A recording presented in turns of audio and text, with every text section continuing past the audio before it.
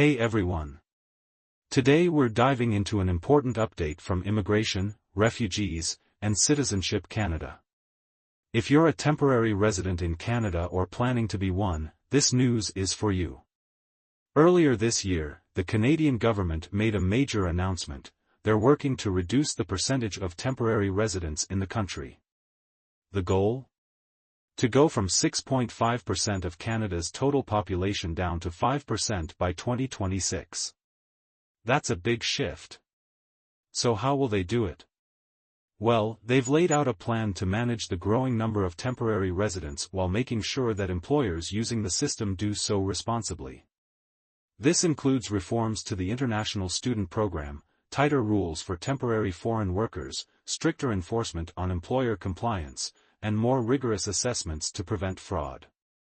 These changes will help ensure Canada's immigration system remains strong and fair. But that's not all.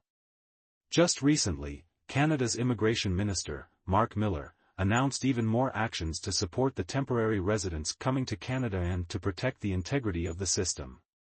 Let's break it down. First, they're reducing the number of new study permits for international students in 2025.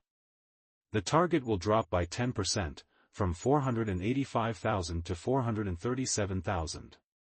And for 2026, the number will stay the same. They're also updating the post-graduation work permit program to better match Canada's immigration goals and labor market needs.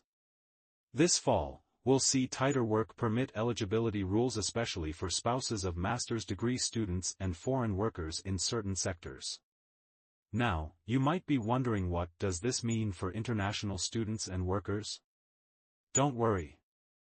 Graduates from public college programs in high-demand fields can still apply for up to a 3-year work permit. But, starting November 2024, all applicants will need to meet specific language requirements in English or French. Narrator, voiceover, university graduates will need a Canadian Language Benchmark, CLB, level of 7, and college graduates will need a CLB level of 5 to apply for a post-graduation work permit.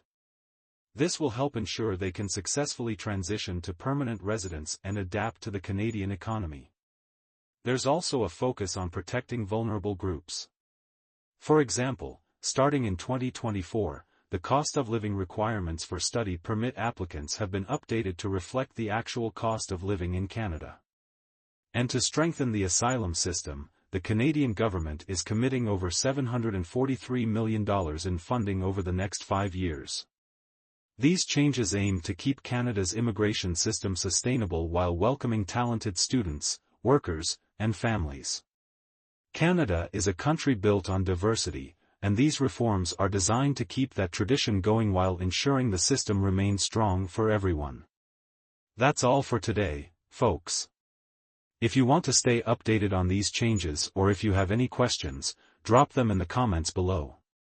Don't forget to hit like and subscribe for more news on immigration and life in Canada.